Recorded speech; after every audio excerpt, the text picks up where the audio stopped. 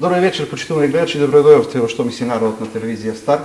Еден ден по денот на жената 8 март, кој што оваа година, како што можете да забележите и банерот под кој оди оваа емисија, практично е под еден шамар од честитка од ситуациите кои што кои што покажуваат дека апсолутно дилемите што сакале Роза Луксембург и Клара Цеткин се надминати, дилемите се веќе како треба да ги заштитиме жените, како да славиме 8 март или ден на жените и права на жените, кога со секој ден се покажува дека тие се обесправени. Меѓутоа, само кога ќе се случат трагични случаи, како оној во Скопје, на Ивана и Катја, тогаш почнуваме малку повеќе да говориме. Во меѓувреме се остава на невладините здруженија, кои што пак од друга страна ги обвинуваме дека работат за овие или за оние, кога ќе кажат дека не функционира системот се лути, па велат немате да ме напаѓате, и ние сме во некој магичен круг, а жените се под насилство, жените се жртви и сето тоа се повторува циклично во круг. Ништо речиси не се менува. Токму затоа јас одлучив, практично дури не знам на моите гостинки дали смеам да им честитам 8 март во ваква ситуација и дали воопшто има место за честитки. Ќе говориме воопшто за тоа што се случува со толку насилство врз жените и за последните случаи, за тоа зашто толку години само говориме, многу малку се менува, со две мои гостинки кои што се во оваа проблематика. Бети Пеева од невладината ЕХО и исто така Билјана Андонова, адвокатка, исто така работи со ЕХО и работи на случаи на насилство. Добро вечер за двете. Реков, не ми дава ситуацијата воопшто да говорам за 8 март, иако нели и треба да се спомене, меѓутоа во сенка на се ова што се случува, мислам дека апсурдно стана и славењето вчера можеби единствено беше логично да се отиде на маршот и да се говори. Да, дефинитивно. Меѓутоа, нели, таму беа нашите колешки најмногу од граѓанските организации од Скопје, затоа што нели сепак Скопје е место каде што се сите збивања се случуваат и повеќе такви настани. Ние, она што сметаме дека можеби овој 8 март треба да придонесе да некако ги прошириме информациите во врска со насилството, дека постои, да ја подигнеме свеста и еве да го искористиме тој ден токму за тоа. Значи, ако можеме да информираме макар една жена, да се едуцираме макар едно девојче, тогаш ние ја постигнуваме целта. Андонова, вие во судските постапки веројатно најмногу сте вклучени кога стане збор за се ова. Една дилема овде јас имам, до судска постапка да дојде треба, значи, претходно да помине неповлекување на пријава, уште што ли веќе не. Но кога ќе се дојде таму, какви се тие постапки, дали се тешки и што од законски аспект нам ни недостасува, или дека само менуваме, најавуваме, ама некако насилството си стои. Вака, најпрво добро вечер, фала ви на поканата. Ние секогаш кога ќе се случи некој негативен настан или некоја трагедија, како во конкретниот случај со Ивана и со Катја, претходно беше Росица од Велес и така натаму, секогаш бараме некои начини да најдеме маани во законодавството. Ние имаме закони кои што треба да бидат спроведувани. Значи, ние не можеме на секоја случка да тргнеме најпрвен од измени на законите, затоа што работевме и на имплементација на Истанбулската конвенција, донесени постепен закон за спречување и превенција од насилство врз жени и семено насилство. Предходно, пред 10 години, се работеше само по неколку законски одредби од Законот за семејство, па чинам и бете сигурно ќе се согласи со мене, кога некако побрзо стигнуваше правдата, отколку сега кога имаме и специјален закон и кога имаме веќе пропишани прописи по кои што треба да се спроведува. Мислам дека недостатокот е пред се во недостаток на родово сензитивни службеници кои што работат и кој што се првиот одбранбен систем кај што доаѓа самата жртва да пријави. Доколку жртвата најде на емпатичен службеник кој што има доволно познавање во оваа проблематика, може да се изврши соодветна проценка на ризик и да се реагира согласно законските одредби. Основни протоколи има. И говорат. Имаат апсолутно протоколи, меѓутоа колку се почитуваат прашања. Ќе говориме во текот на емисијата. Јас би се вратил кај Бети, колку време вие сте во оваа проблематика? Јас некако паметењето ми е прилично долго. Да. Значи, сега на 7 април, 23 цели години, значи прилично долго време, вклучени бевме и во донесувањето на сите законски измени и на новите закони, значи во сите работни групи кои што бев јас конкретно инволвирана за донесување на измени во законската легислатива и она што кажа Биле, всушност работевме на донесување легислатива која би била во интерес на самите жртви, која ќе биде прилагодена кон потребите на жртвите и која што ќе го казнува насилникот. Тоа значи дека и последните измени кои што еве се случија во кривичниот законник за промена на членот 130 став 2 беа токму да се гони насилникот по службена должност, што значи дека жртвата нема потреба да да се согласи, односно полицијата, обвинителство, кои од службите да бараат согласност од самата жртва, туку треба државата по службена должност да го гони насилникот и тој да биде одговорен за неговите дела. Дали тоа значи дека паѓа во вода, она жртвата ја повлекла пријавата? Апсолутно, сега последниот случај. На тоа се повикуваат во случај. Значи, често пати велат тие ги повлекуваат пријавите, не можеме ништо да направиме. Така, значи се случуваше тоа и тоа беше прилично, како да кажам, издржано оправдување и изговор на институциите, но значи промените во кривичниот законник се случија сега некаде во јануари, 26 јануари, и тоа значи дека сега за последниот настан, според тоа што го имаме нели како информации, дека полицијата апсолутно требала да постави по службена должност и веднаш да биде задржан сторителот. Тогаш немаше да се случи, верувам дека немаше да се случи ова што се случи сега. Многу е дискутабилно во однос на тоа дека немала исто така нели видливи телесни повреди и така натаму, меѓутоа, значи не бараме видливи телесни повреди, ние имаме повеќе закони. Значи не е само кривичниот законник. Ако член 130 се однесува на телесна повреда, во законот за спречување и заштита од насилство врз жени и семејно насилство стои дека било каква повреда, дали е тоа психичка или штета кој што ќе се нанесе на жртвата или на нејзините блиски, веќе е кривична одговорност. Така да сметам дека апсолутно и полициските службеници и вработените во центрите за социјална работа и обвинителите и сите треба целосно да се преземат одговорноста за случаи на насилство врз жени каде тие не реагирале соодветно. Имаме ние дури и казнени одредби во законот за спречување и заштита од насилство врз жени и семејно насилство за службените лица професионалци кои не постапуваат со должно внимание. Мислам дека се покрена сега, се истражува кој погрешил, како погрешил, ама искрено досега таквите покренувања на иницијативи и истражувања кој погрешил не завршуваат со успех, барем она што сум го видел. Од аспект на правото, она што го имаме лице, говорам за сопругот на Ивана, мислам, Стојанче како беше, Јовановски, така некој, небитно. Имаше неколку пријави за 10 или 11. Така. Како можеме ние да протолкуваме сега и која е пораката ако човек кој што сега е доведен во врска со трагичен случај, со смрт на мајка и ќерка, не се постапило по десетина кривични пријави? Која е пораката и зошто се случува вакво нешто?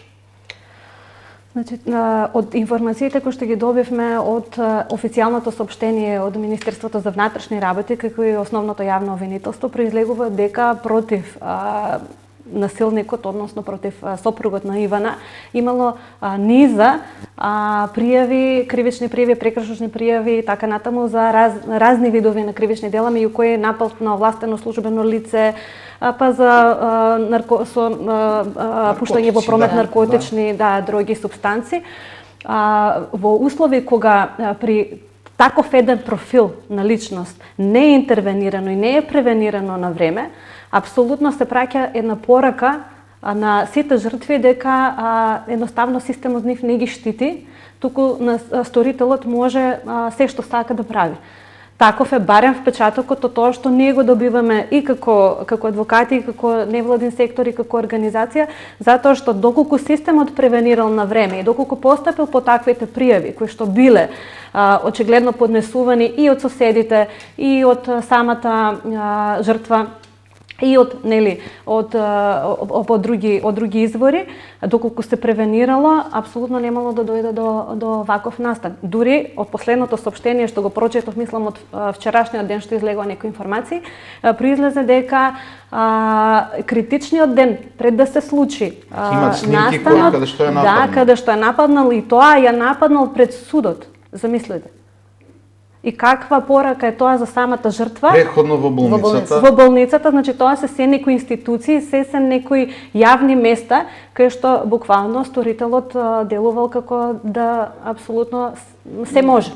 Како можеме да толкуваме, од овој прашувам и барам одговор, како можеме да толкуваме моментот во наредните 5-6 дена, уште не знам, не броев, ама 3-4 најмалку паметни, имаше и во Штип, имаше и во Скопје, дали у Куманово, не сум сигурен, имаше исто објавување.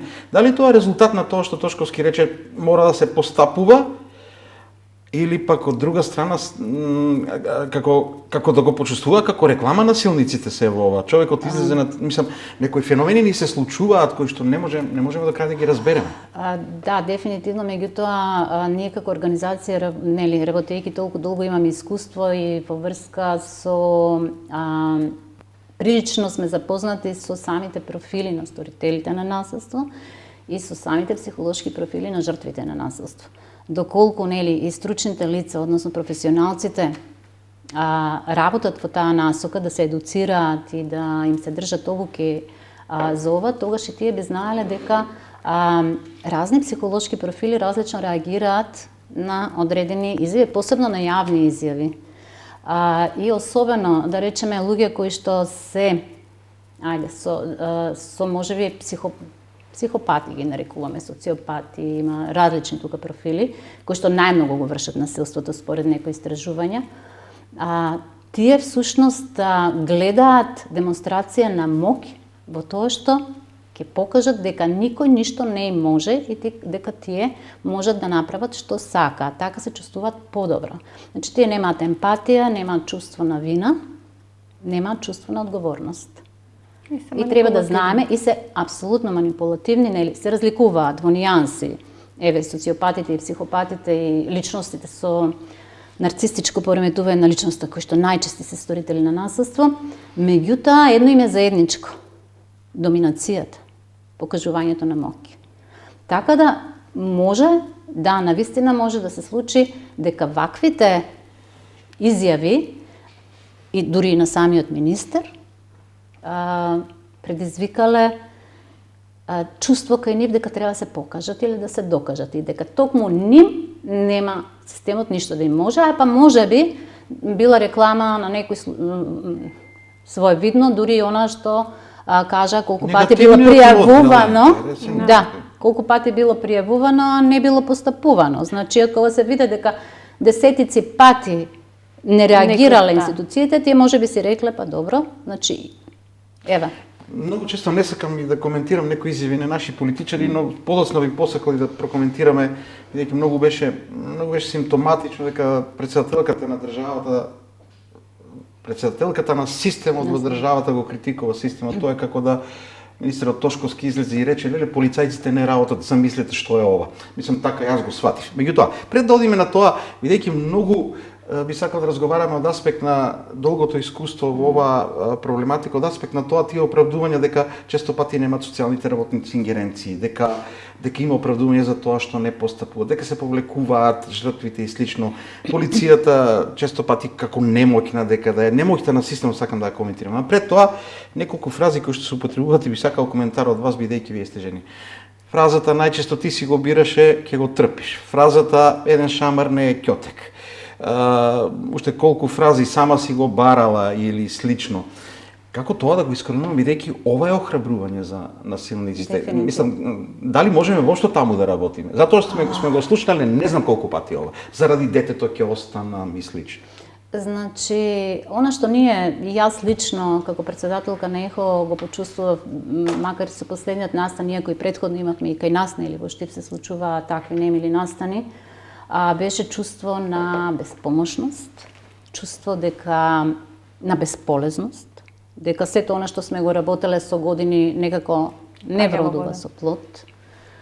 Меѓутоа, кога ќе размислам за тоа на колку жртви ние сме им помогнале, кои што се обратиле кај нас, тогаш сваќам дека нашата работа навистина е корисна и дека нели се гледаат резултатите. Но како ние да делуваме, нели на ова што го кажавте, дека си го барала, си го бирала. Значи, ние живееме во патриархален систем и се уште за жал се раководат поголемиот број на луѓето по оној патриархален модел на моќ.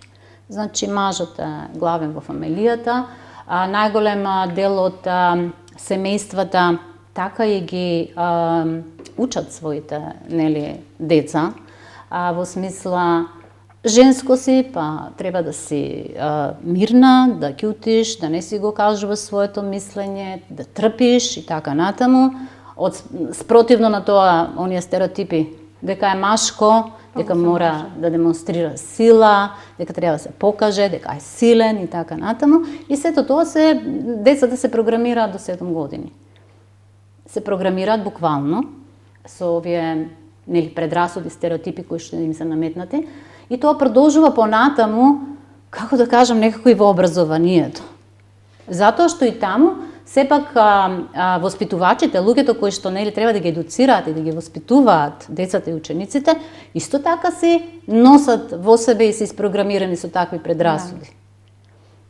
Што да очекуваме тогаш? Значи, системот се гради од самата личност, тоа како ние ја програмираме таа личност, што таа впива, уште како мало дете, значи уште од најрана возраст. Значи, психолозите кажуваат, значи уште во утробата на мајката, детето веќе чувствува како се чувствува неговата мајка. Можете да замислите, тоа се трауми кои што се градат уште од 4-месечна возраст во стомакот на мајката. А да не говориме кога ќе доаѓа во допуста на дворешниот свет. Апсолутно, кога има разноразни влијанија, значи влијанија и од семејството, од постарите членови на семејството, традициите, зачувани. Јас се имам расправано искрено со луѓе кога говорат за тоа, и сме комуницирале, на детенце ќе му кажа, што е можно повеќе женски да имаш. Така. Да, апсолутно, ако машко дете. Делува абсурдно, ми тоа е многу не е несериозно, не е наивно што го кажувам. Тоа се скриени форми веќе. Така и одат работи. Не сваќаат колку зборовите всушност имаат моќ. Имаат огромна моќ зборовите, исто како што кажавме од пресконференција, многу треба да се внимава што се зборува. Многу треба да се внимава каква изјава јас давам, каква дава адвокатката и така натаму. И сето тоа го слушаат луѓе од различни профили. Значи, и зависно како се воспитани и што впиле, уште од детска возраст, од младост и така натаму, тие различно ќе реагираат. Јас би сакал да проговорим и за тоа што се шири како некое мислење за невладините организации, значи ЕХО работи долго време. Некош ќе се измешаат ломчињата, па ќе се критикуваат сите невладини организации, се доживуваат како непријатели на државата, како непријатели на системот, дека прават проблеми, пак ли вие и нешто се во тој смисол. Зошто една организација која што работи на создавање услови да се намали насилството, да биде доживеана како непријател, а не како партнер? Мислам, сте се почувствувале така, претпоставувам, често пати. Па да, често пати, дефинитивно. Меѓутоа, како да кажам, проблемот со граѓанските организации е што навистина имаме стручни луѓе во граѓанските организации, посебно во организациите кои што работат со давање услуги на жени изложени на насилство. И она што е интересно е дека ние не работиме конкретно кај нас, ако треба да збориме за финансиите кои што ги добиваме како организација, ќе сватите дека тоа се дури минимални средства кои што ние ги примаме, меѓутоа за тоа даваме огромни услуги, работиме прилично одговорна работа, која што не секој сака да ја работи, и тогаш треба да се види која е побудата што ние тоа го работиме. И ние не можеме да најдеме луѓе, стручни луѓе кои што сакаат да работат со услуги.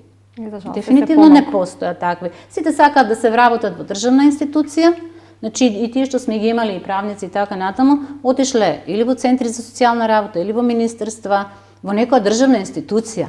Значи, ќе дојдат во граѓанска организација, ние трошиме време да ги обучиме, че тоа е сепак труд и не навистина треба долго време да се обучуваат стручните лица за оваа работа, затоа што не може секој да работи таа работа. Сега, од друга страна, ова јас го сваќам пак вака.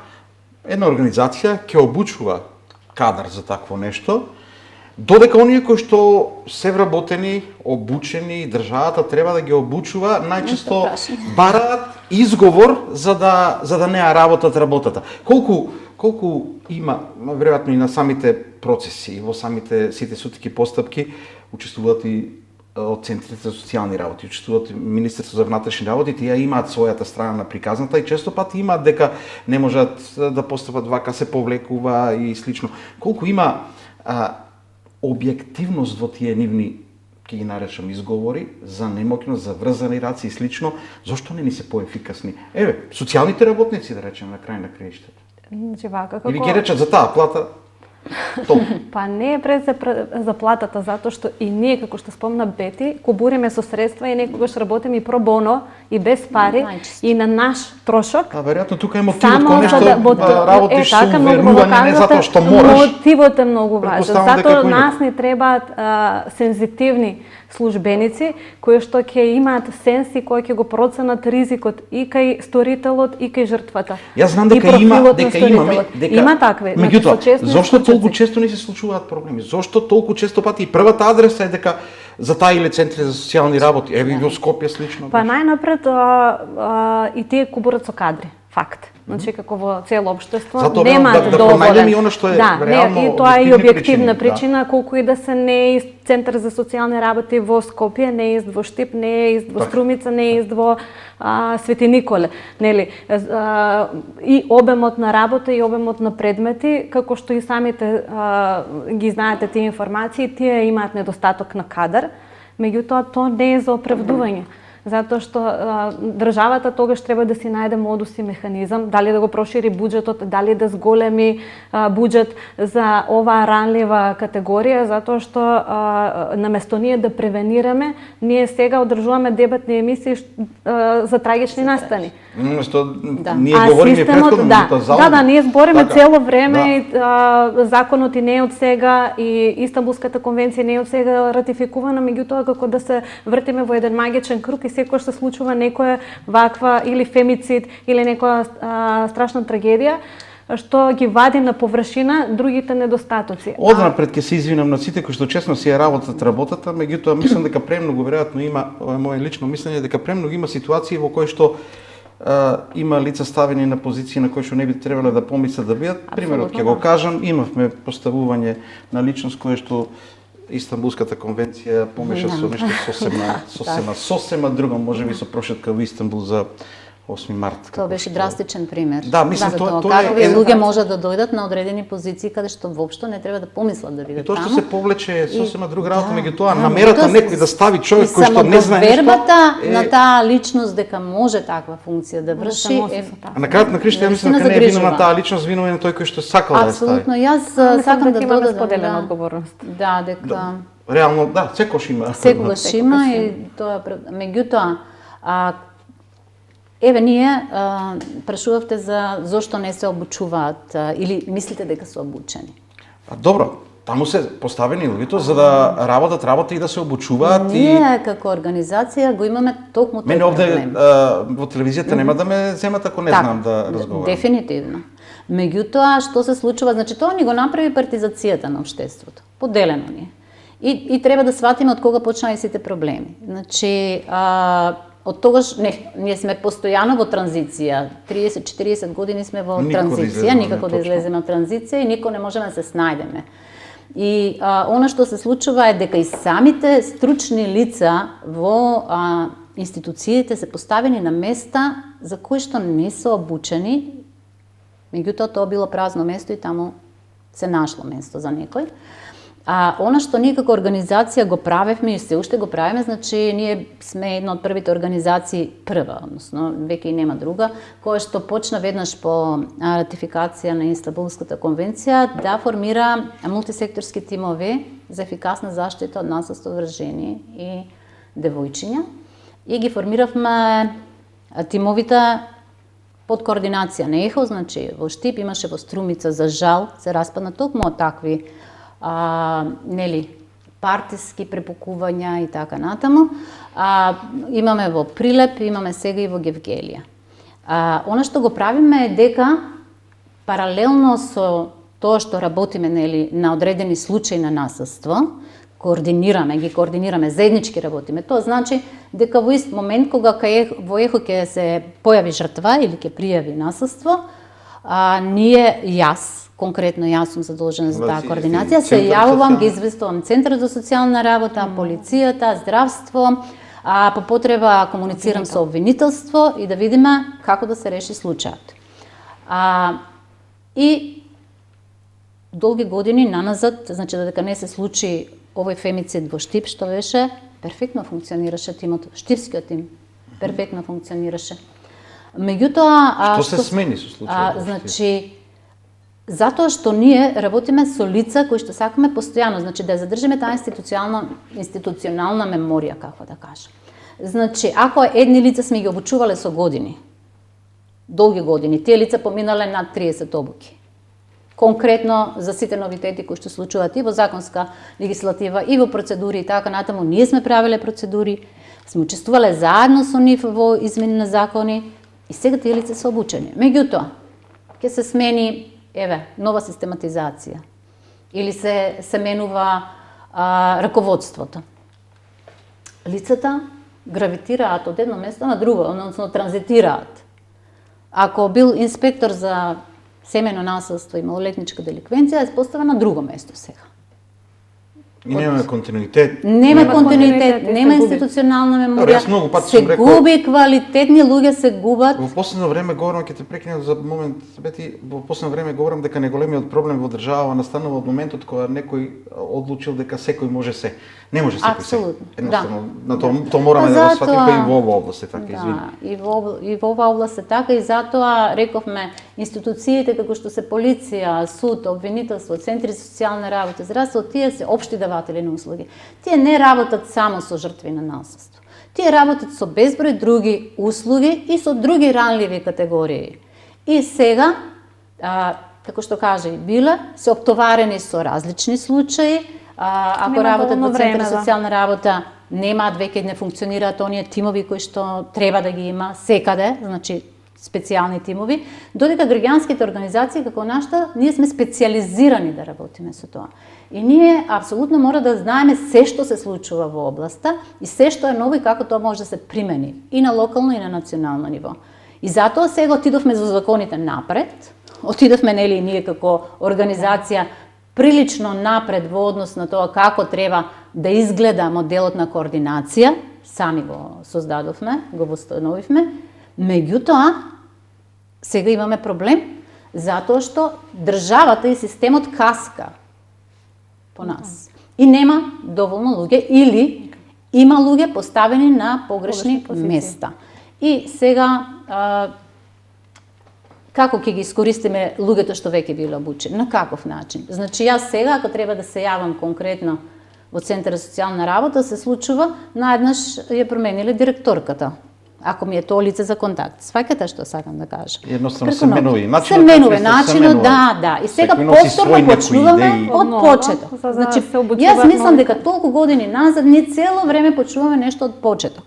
Како со реформите во државата, постојано сме во реформи. Мислам дека, ако се согласите, мислам дека најголемите успеси практично во оваа област, за жал, не ефектуирани, се во законските одредби, кои што се успешно се променуваат работи за да бидат заштитени, ама очигледно не се делува. Од правен аспект, адвокат може да дојде на суд веќе да штити кога веќе се случило, па се судат и слично.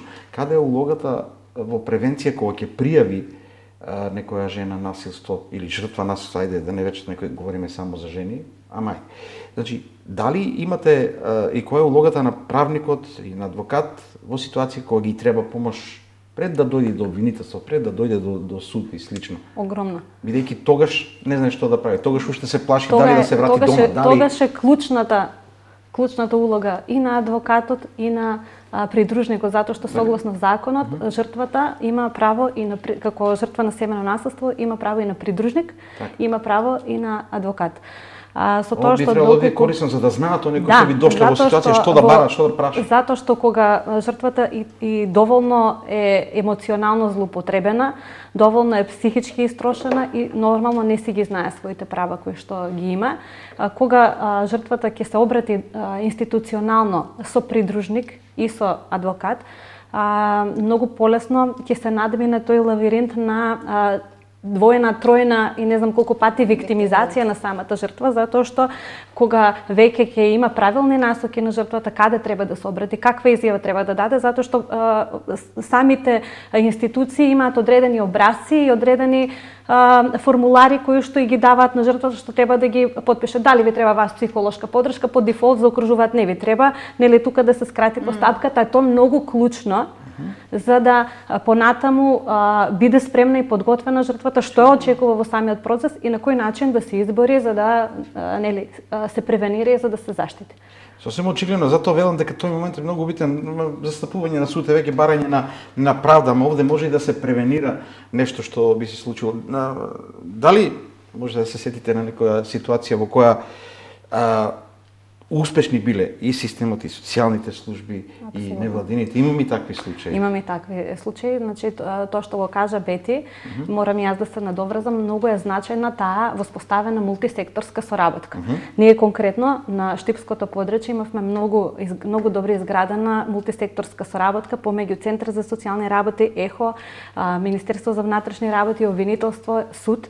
Па кога се случи пред неколку години насилство врз жена, врз девојка, апсолутно се виде во пракса како функционира таа мултисекторска соработка, па и без да бидат изменети законските одредби во кои што се треба согласност нели на жртвата за кривично гонење, и со сите овие законски решенија кои што во моментот постојат, се случи да сторителите веднаш беа приведени, веднаш беа во притвор, веднаш беа изведени пред органите на прогон и со едно рочиште заврши предметот со што се доби ефективна казна затвор за насилство од 2,5 години.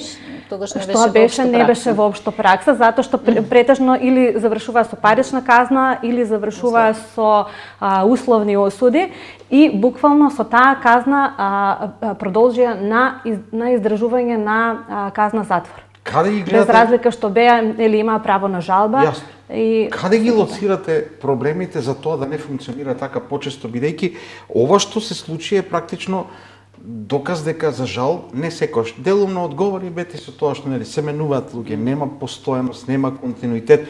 Меѓутоа ние не можеме некако повеќе да мислиме за војната во Иран отколку да мислиме што тука ни се случува за жал. Ние и без војна доволно гинеме, нели?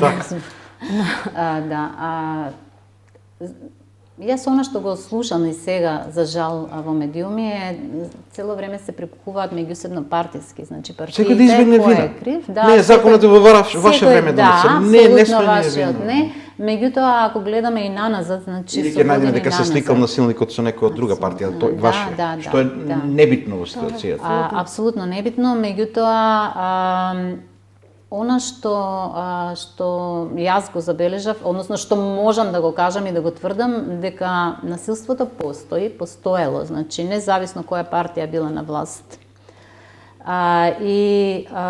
Дефинитивно и во меѓувреме, независно која партија била на власт, законите се менуваа некако, значи и тоа во позитивна насока. Затоа реков, во тој дел на вистина Македонија, дали поради обврска што има во тие аспирации кон Европска унија, може би затоа, ама сепак добро се движи. Сепак се движи и мене ми е посебно драго што нели во оваа област се движи напред. Сега тука е проблемот имплементацијата.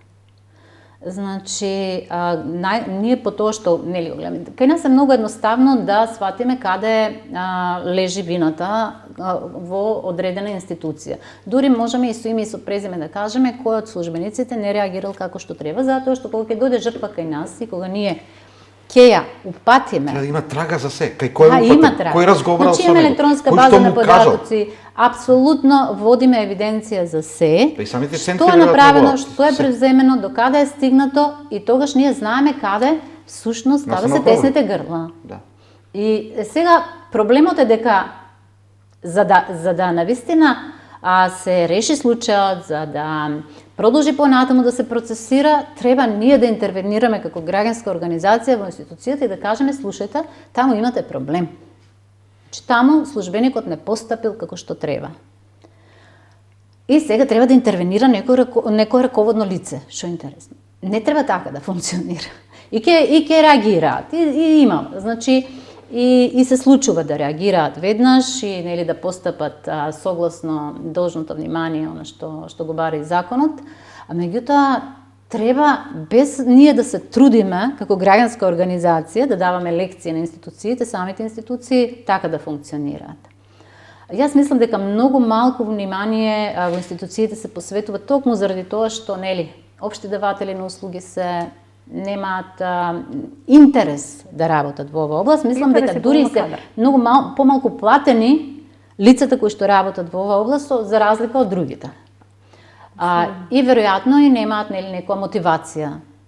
Сепак сензитивна работа во секој случај. Апсолутно сензитивна. Не секој може да ја работи оваа работа. Не може секој да ја работи, треба навистина да бидат и многу обучени, и многу емпатични, и родово сензитивни, и нивниот однос каков треба да биде, значи треба да бидат и психолошки подковани, што е најважно во случајов, затоа што дали една жена ќе процесира, ќе продолжи да бара помош, најмногу зависи од тој контакт, од начинот на кој што постапиле стручните лица со неа. Да се чувствува поддржана и да се чувствува безбедна. И да се чувствува разбрана. Она што е прво е таа, како жртва, кога веќе се охрабрила да пријави, треба да знаеме дека мислам дека една од 6 жени пријавува насилство дури после 4-тиот пат на преживеано насилство. Ама ние да говориме и за нешто друго. Сега во овој момент ние говориме за ситуации кои има физичко насилство. Апсолутно. Каде е другото насилство кое што го трпат цело време, кое што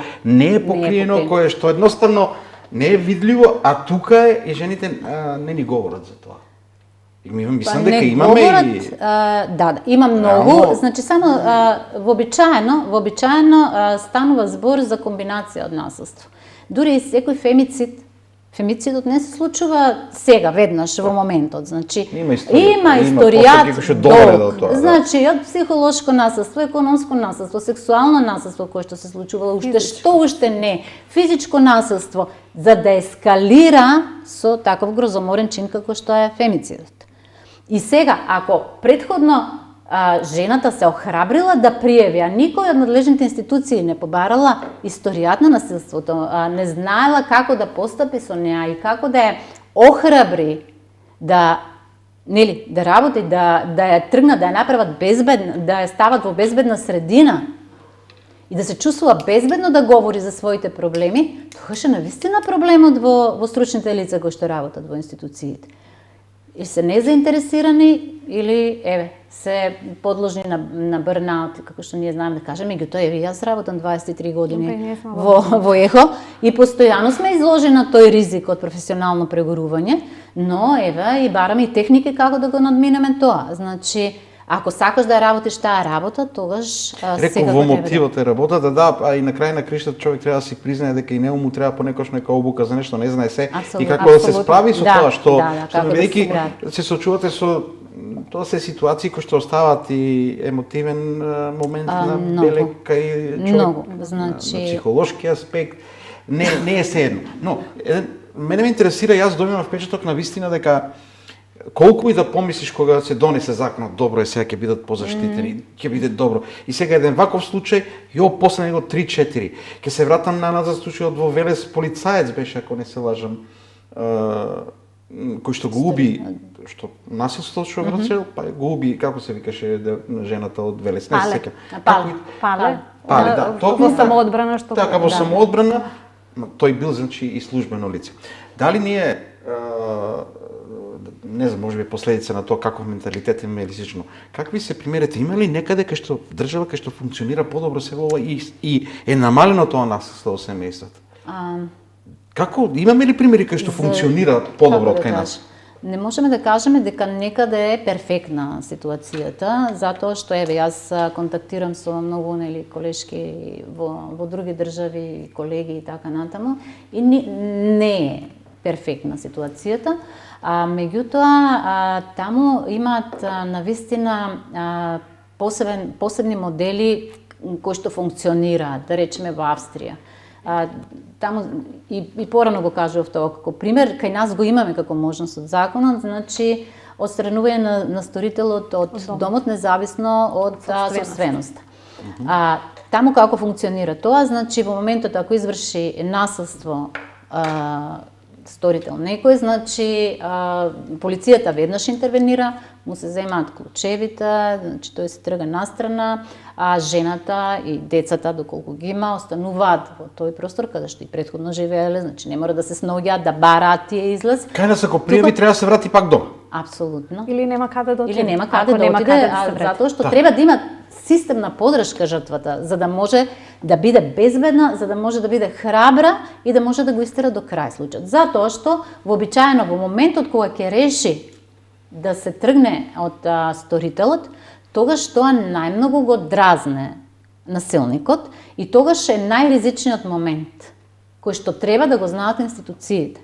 Тогаш се прави безбедносен план, тогаш се утврдува ризикот, тогаш се сместува жената веднаш во безбедна средина, а сторителот се остранува сигурно во притвор најмалку што може да се направи, за да може да има време системот, иако се прилично кратки кај нас роковите знае, биле 12 часа, 48 часа до 72 часа е најмногу за да се изречат и привремени мерки за заштита, доколку има потреба, и да се решат други некои битни ситуации за да може жената да во меѓувреме психолошки да зајакне, за да може натаму да се тераат процедурите. Тоа не се прави кај нас. Дури е неизводливо, ние дури имавме многу одамна беше кога ја донесува мерката, итната мерка за отстранување на насилникот од домот.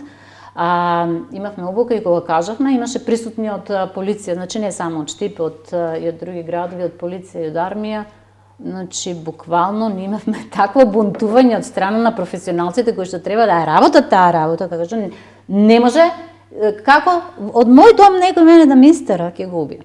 Значи, и можете сега да си замислите какви луѓе работат на какви места. Така да, системот треба да се рехабилитира буквално.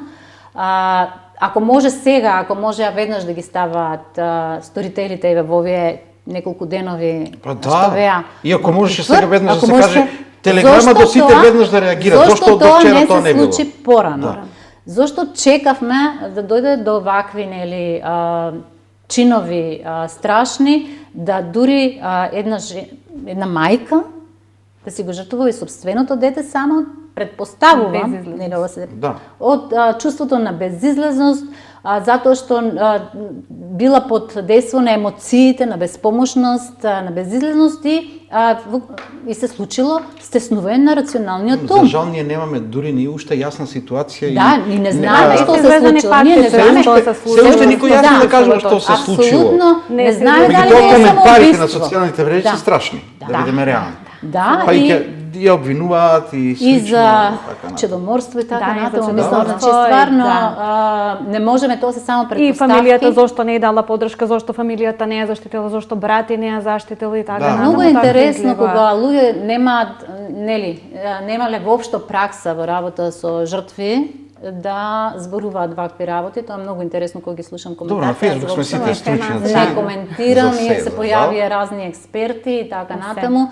Никој не прашува зошто останало со него, никој не прашува колку е тешко да излезе од таа ситуација, а не зошто останува со него. Не сме повеќе подготвени да извадиме некоја Апсолутно. фотографија каде што повеќе е расположена, видија што прави, апсолутно. па си го барала и Да, слично. да. За жал уште го имаме За сето жал тоа. го имаме тој За да менталитет. можеме, значи, јас реков, добивам впечаток дека и покрај се како да стоиме во место. Покажаа примерите после случајот во Скопје, покажаа дека стоиме во место, дека си го има насилството, само сега веројатно повеќе се охрабруваат или полицијата веќе повеќе прифаќа пријави. пријави. Но за да говориме во насока на тоа што и како вашето размислување, во кој момент сме сега и што можеме да искористиме, многу е глупо искористиме од ситуација, но да извлечеме како полука, да извлечеме како момент нешто да се промени. Бидејќи ако претседателката на државата бара системот во незината држава да работи, тај дел од системот, ја не знам натаму што да говорим. Дефинитивно, значи, меѓутоа треба да системот се менува ако се менува и поединецот и свеста на луѓето. Значи, ако јас како единка не работам на себе и не се едуцирам и не се обучувам и дури и не работам на сопствениот личен раст и на начините како се справам со траумите, зошто тоа да не го прават луѓето кои што се исто така во институциите? Значи, нашата колективна свест е збир на нашите индивидуални, на нашата индивидуална свест. Така да, ако секој работи на себе, ако секој не си стави прстот на главата и си каже, чекај, докаде сум јас, како човек, како јас размислувам, дали имам предрасуди, дали мене исто сум воден или водена од стереотипи, па знам да осудувам, меѓутоа не знам како да помогнам, тогаш нема ништо да направиме. Значи, апсолутно затоа и ние почнавме во ЕХО една нова програма холистички пристап за заздравување и зајакнување на жртвите, меѓутоа и на жените. Се почнува, рековме, од единката. Секој треба да работи и да вложува време да работи на себе и само тогаш ние можеме да подобриме системот, ако и ние сме подобри.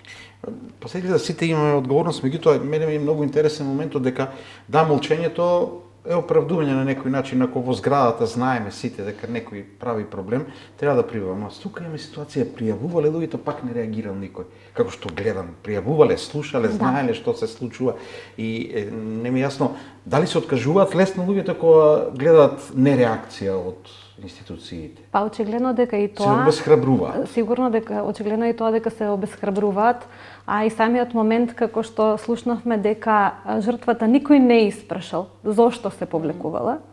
Туку цело време барале нејзина согласност, а убаво е спомна мерката Бети отстранување на сторителот од домот. Таа мерка се изрекува доколку некој службеник добро процени ризик без согласност на жртвата. Па тука е прашањето зошто никој не проценил соодветен ризик кога веќе имало мал милион пријави од соседите дека имало тепање по вертикалата, дека се слушало како детето вреска и сето тоа. И пријавувале во полиција. И пријавувале во полиција зошто сторителот не бил отстранет од домот, иако во таков случај не треба согласност на жртвата. А ние сме добри во проценка на ризици, добро проценуваме дека Артем Груби може би е во Да, апсолутно. Таму сме добри. Беше интересна споредбата. Таму сме супер. Да, дефинитивно. Значи, ако некој со такво криминално досие треба нели да го штитиме од некои ризици во затворот,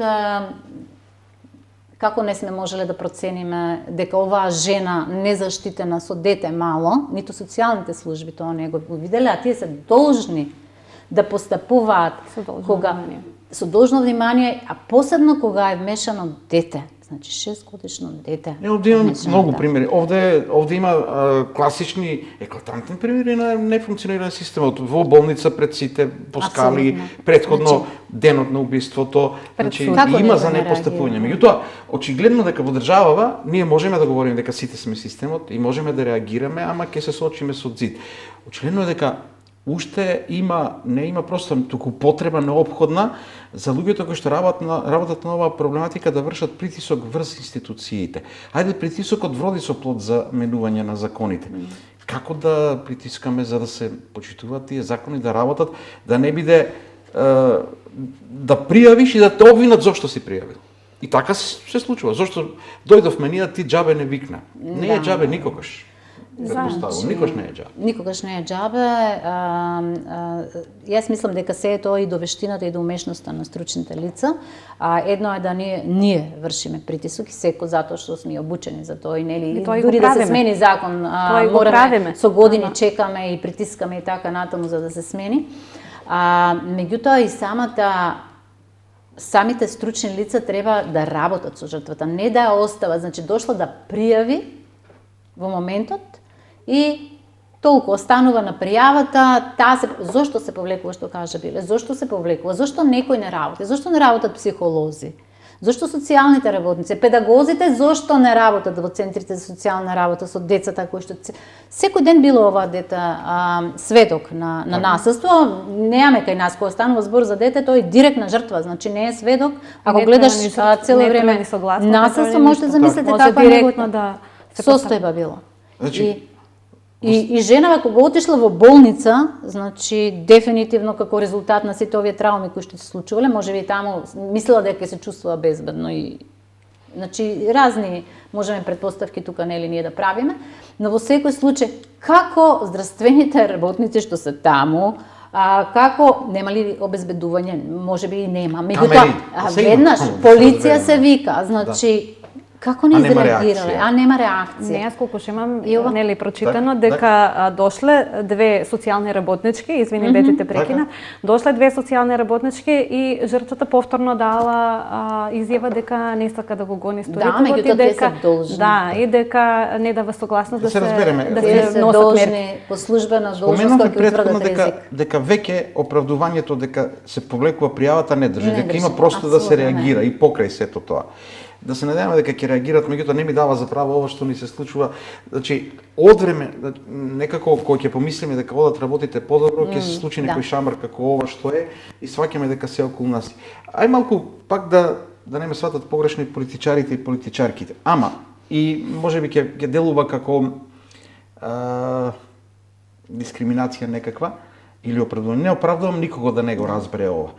Ама ако речеме дека мажите одат во тоа, дека сепак наши маши така натаму, нашите политичарки кај се во ваква ситуација, бидејќи знаат да отидат на 8 март да чекат да им се дадат свеќе, знаат да одидат пред нова година кај ранливите групи да ги посетат да се сликаат, сега некако реакцијата од делно, некои од политичарките претседничките реагира, Моника Зајкова предложи законот за нараквица, електронско следење и така натаму, ама генерално не видов нешто посебно како реакција. Да. Им беше многу тешко да ги откажат прославите предпоставувам. Мислам дека многу повеќе би требало реакција да очекуваме. Дефинитивно, добро, можеби тоа се должи, нашето чувство е различно од нивното, можеби тоа се должи што ние работиме толку со жртви и знаеме како изгледа тоа и знаеме како се чувствуваат и сме емпатични и чувствуваме одредена ни работи совеста и имаме огромна одговорност. Јас само ќе ги прашам каде е нивната одговорност, а тие можат многу повеќе да направат од нас. Затоа што имаат моќта. Да, затоа што имаат моќ на одлучување, значи можат повеќе да притиснат. Јас многу пати велам, сите сме системот, ама некој малку повеќе има моќ да го менува. Апсолутно. Оти граѓаните имаат моќ, ако почнат да протестираат, ако почнат да непослушност, тие инструменти ги имаат. Да. А има луѓе кои што имаат инструменти да потпишат и да гласат, да донесат закон. Има луѓе кои што имаат моќ да наредат во МВР да се работи, а не да биде ако дојдеме на работа дека сме завршиле работа. Да. Ми е жал што и ова стана, како да кажам, предмет на политички калкулации. Како и се друго. Општо наредна трагедија, значи ова е навистина трагичен настан. И ова треба да ни каже колку ни структурно, ни системски не сме подготвени да ги заштитиме жените во нашето општество. Ако си во опозиција ќе се придружиш на протестот, ако не си ќе гледаш друго и секогаш за жал политизација. Гледате ли просто за